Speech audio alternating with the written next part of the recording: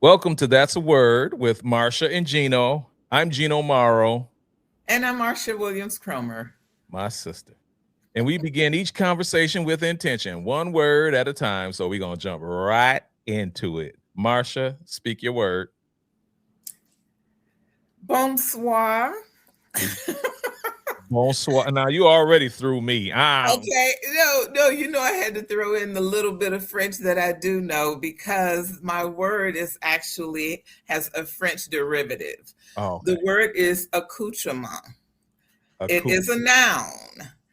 And the definition is items of clothing, accessories, or equipment that accompany a particular activity, role, or style, Mm, often adding detail, function, or flair. It can also refer to military gear or decorative personal items. mm. The etymology of the word accoutrement comes from the French accoutrement, meaning equipment or outfit. How do you It is spell it? it's spelled Accoutrement, Oh, accoutrement. And okay. actually, if I say accoutrement, it's not quite right if I'm using the French dialect, right? Because the black side was about to go, and that spells mint. Yes, absolutely. And it's so funny when I'm out in walking around in the city, in Paris or on floor, I am always trying so hard to get the pronunciation of words proper. Oh man, I'm struggling. And people will actually, be supportive. And then sometimes, my with all of my muddled accents, it just comes out really funny. But anyway, it is a French word, accoutrement, Uh-huh. and how to use it in everyday style. For example, her outfit was simple, but the accoutrement, gold bangles, a silk scarf, and oversized sunglasses made it unforgettable. Mm. Professional or creative setting. The set designer carefully selected every accoutrement to bring authenticity to the film's 1920s setting. And quick insight, accoutrement is often used when you want to elevate the language, suggesting not just stuff, but thoughtfully chosen elements that complete look, experience, or identity. And if there's anyone that is more powerful in accoutrement, Run with it. y'all, it's my brother. It's my brother Gino sitting right here. Oh my goodness. Oh, This I'm honored. I didn't think you were gonna Oh no, say no, me. no, no, no. I listen.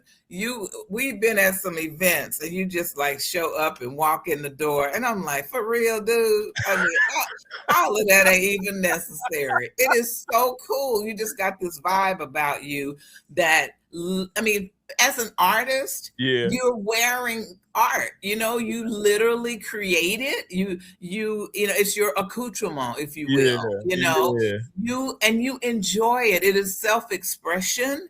And while there are styles and I guess ideas in terms of what's fashionable, in society, most people who use accoutrement for in part as part of their style don't care. Yeah, You know, it is something that they have curated over a lifetime yeah, and recognize what they're drawn to.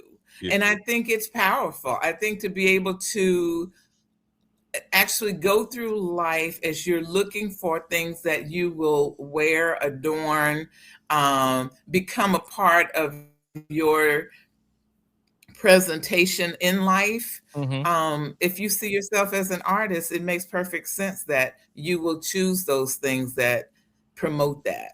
yeah, yeah. It does, and it becomes like, and I think of it in my context, and I'm like, it becomes a part of your identity at some point. Yes, exactly, Like it's exactly. not I sufficient. think it's really, I'm sorry. Go ahead. I think it's, no, no, I was just gonna say, I think it's a really positive word also Uh huh. because it's an empowering word. I find it to be, again, to even create, like they said, a stage. You Yeah. have to do the work to understand. You can't just show up and say, "Oh, 1920s, okay, great. I can do that set, whatever." You have to dig deeper. You got to have an understanding. You have to embrace it and study it and understand what makes the 1920s different from the 1950s, right? So Mhm. to have that level of understanding and intelligence around that time. Otherwise, and you've seen movies where they made like crazy mistakes where, Yep. Yep. somebody had, like, I remember, I think the movie Glory, Uh-huh. there was a scene where one of the soldiers had on like a digital watch. And I Oh, just thought, oh God, they missed they that one. messed up. Yeah, yeah, Yeah, they missed it. And not everybody would see that, yeah. but someone like myself who loves the movies and Right. will watch the movie the first time just to get the story, then go back and watch it because I'm super interested in the accoutrement of the film. Mhm, mhm, and me, I like to I'm persnickety, so I'm a nitpick. I'm a nitpick and go, Exactly. "Why are they in why did they di now they know they messed up." This is a reminds me of Eddie Murphy in Life when he you remember when they were doing the gag reel in the movie Life, and Eddie Oh Murphy yeah. was talking about how he had a modern phone. He's like, "Yeah, they don't make these yet." Exactly. Exactly. But just think about it again, the historical implications of how we select things as part of who we are to express ourselves. Yeah. As you grow, mature, the times change, you are continuing to advance your style, to advance how you see yourself in the world, or even if it's your home and how, when I was, in my 20s, Uh-huh. I loved the stuff that was modern, oh Yeah. my God, I just loved it. Yeah, I thought that was amazing. And as I got older, it just wasn't functional for me. It was cold. It was, had a look, a minimalist look, and I like Uh-huh, that. uh-huh, uh-huh. But that is nowhere near who I am now. I have very few pieces, if any, honestly, that, Yeah. I would say are modern at this point. Yeah. Wow. So what was well, how why did you gravitate toward accoutrement? What was what drew you in with that word? I actually was watching a movie. I Yeah, can't remember the movie, but I heard the word, and now every time I hear a word that I find interesting, it just like my antennas go up. yeah. And then I knew what the word meant, but then I didn't. I really kind of went deeper into it so that I would understand it more. Mhm. And I thought, that's a word. That's a word, and I'm gonna bring Yeah, it to the show. that So here is we go. yeah, that is a word. Absolutely. Um, I so first of all, I had to let the word flow out my mouth a few times, accoutrement. Uh, do you pronounce the T or is the T silent?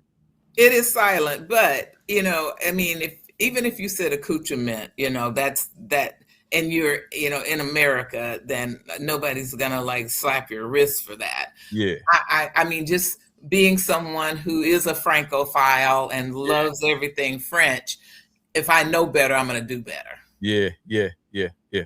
They'll notice it there.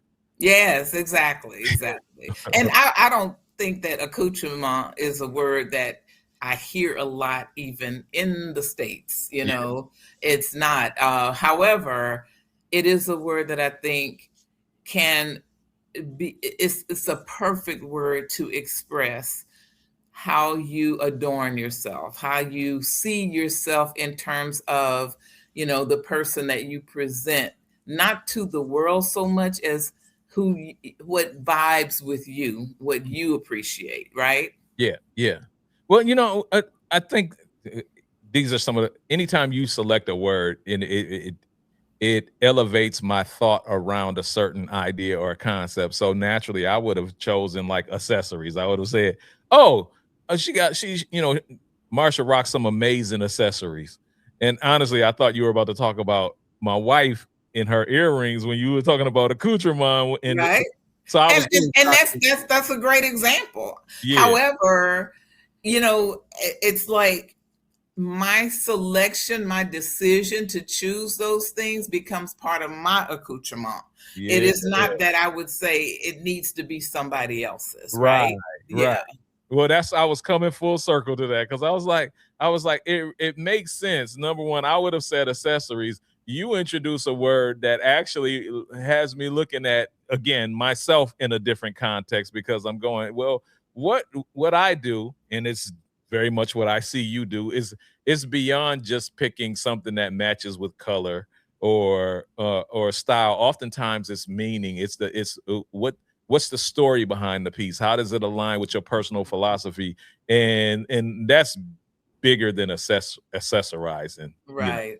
And so when Exactly. you use a word like accoutrement, I'm like, yeah, that's elevating my idea of what I think I'm doing when I pull together these pieces. So yeah, thank you for that. Love that. Love it. And that is my word. Okay.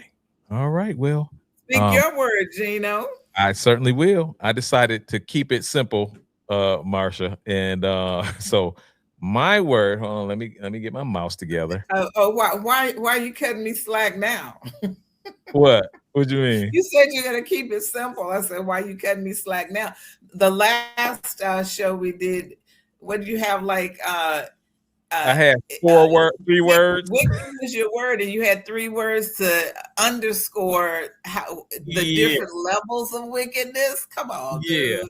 Yeah, well, I decided to go simple because simple is typically more clear in some instances. So I wanted to get back to some fundamentals. My Okay. word is honorable. Nice. Honorable. And Nice. that is because for all of the words that I could find around wicked in our last episode, I was like, these are some fancy sounding words, and they do elevate your conversation when you can speak of a concept with different, using different terms. So, but but my words were leaning toward that darkness, that wickedness of the system. And I wanted to sort of balance it out because honorable is something that we should all be, but not many of us even know what it is. We've heard of the word and we probably have used it, but like it's one of those words that fall out of our language and we don't use it as much. Usually people use it to describe a judge or something like that. But how many people use honorable these days? So Let's think about that. Honestly, it's such a simple word, really, but I don't think it's a word that I hear people use in just normal conversation. In fact, we've kind of watered things down.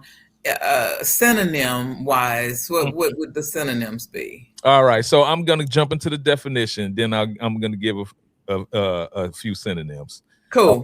so it's an adjective. It's spelled Honorable. Honorable describes someone worthy of honor, respect, or high reputation, or actions guided by integrity and fairness. It's used to describe honest behavior, an honorable man or woman, or as a formal title for government officials. Synonyms include noble, ethical, upright, reputable, distinguished, fair, just, and principled. And we can understand why the word honorable ain't used too often today. Because none of those qualities seem to be apparent in Oh my God. Oh my God. You know what? I can't. I can't, man. That is so true. Oh goodness. Yeah, we're in bad yeah. shape. We're in bad shape. Aren't we? I mean, do you is how many people in government can you look at today? You can find some, but you're gonna be hard pressed to find at the highest level a figure who you could apply these terms to. Yeah. Yeah. It's so true. And the times, as they say, they are a changing. I do feel that most people strive for that though. Hmm. I just feel like somehow negativity, especially in the world that we live in now, people will pay attention to it. They will pull over. They will stop and gawk and look and Hmm. rewind, Hmm. which makes it appear that that's winning, that negativity is winning. Yeah. But we are people who enjoy being out in the world and meeting a variety of types and different types of people. Hmm. And from that experience, I still have hope. I meet amazing people every day, just being open to say hello, Yeah. and I hate that that gets drowned out by the folks who have more of a negative slant. That's so true. That's so true. And I appreciate that. Because hope is contagious. It is. And you know what? Everybody wants it. Hmm. Everybody wants that. And it's almost like, on some level, it's something that's obtainable, but on another level, I think when people start to see the work that comes with that, hope ain't free now. No, Okay? and it's a lot Hope of is not, oh, come on, come 'cause on. if we just look at some of the synonyms, fair and just and principled and reputable and upright and ethical, Yep, that's work, that's right. especially in a system where cutting corners and making a profit, is the way of the day. I mean, so, when you're cutting corners, you're not putting full effort in. You're losing integrity. So to be able to have honor in what it is that you do, it takes work, and some people veer away from that. But I do agree with you that like, I think more people want to have that than is being seen or shown, you know, through these platforms.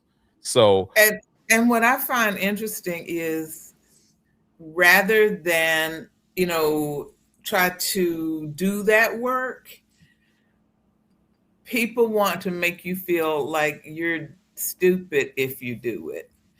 Why would you do all of that? It's so much easier to just, cut corners or what have you. mhm, Um, but at the foundation of, as we circle back to hope, um, the hope comes from really understanding who you are, what you will accept, tolerate, and how you live up to your own expectations of yourself.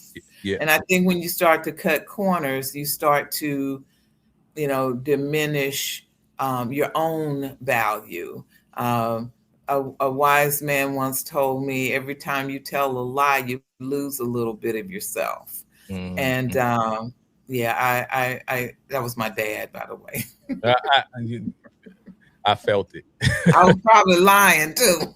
I felt it though. Uh, Yeah, yeah.